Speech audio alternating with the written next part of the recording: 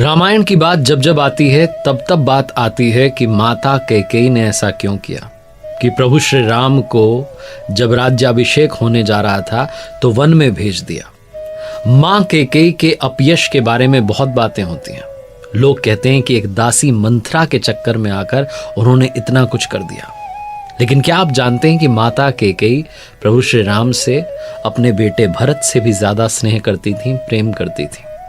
माता कैकेयी से सीखने वाली वो 5 बड़ी बातें कौन सी हैं आपको बताने जा रहा हूं।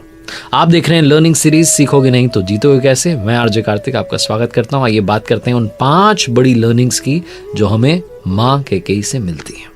सबसे पहली सीख, सबसे पहली लर्निंग जो माता कैकेयी की जीवन यात्रा हमें सिखाती है कि हरी इच्छा ही सबसे बड़ी इच्छा होती है। जो प्रभु का प्लान है उसके आगे हमारे प्लान जो है फेल हो जाते हैं। भगवान श्री राम जानते थे कि उन्हें वन में जाना होगा, राक्षसों का वध करना होगा, अपनी राजधानी को त्यागना होगा।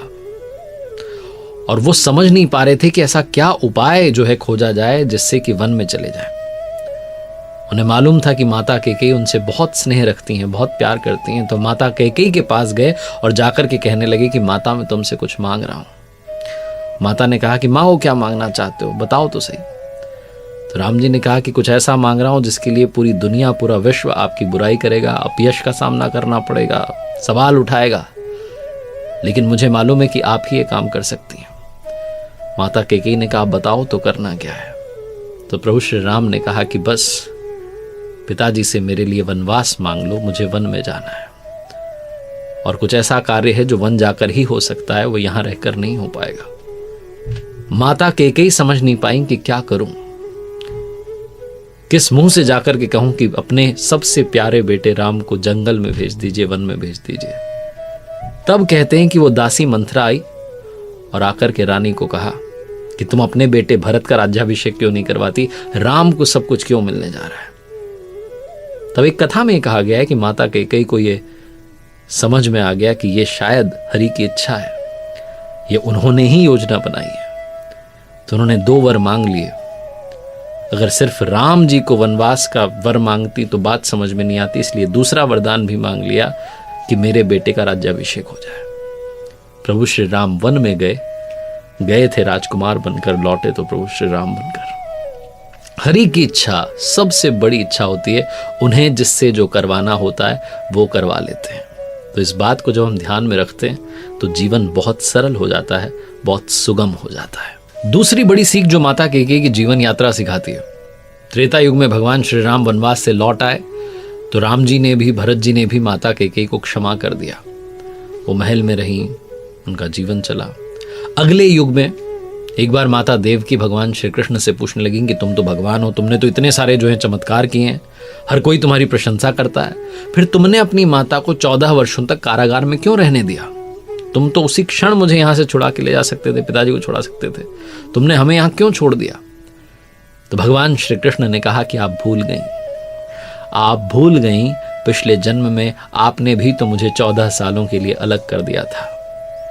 तो माता देवकी ने कहा समझी नहीं। भगवान जी ने याद दिलाया कि आप माता कैकेयी थीं, आपने मुझे वनवास दिया था राम के रूप में।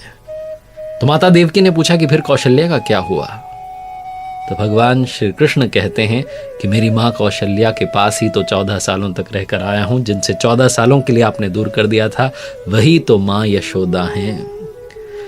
इस युग में मिले, अगले युग में मिले, कर्मों का फल हर किसी को मिलता है, इसलिए अपने कर्मों को हमेशा ध्यान रखिए कि आप क्या कर्म करने जा रहे हैं, वरना फल जो होगा वो उसी का परिणाम होगा।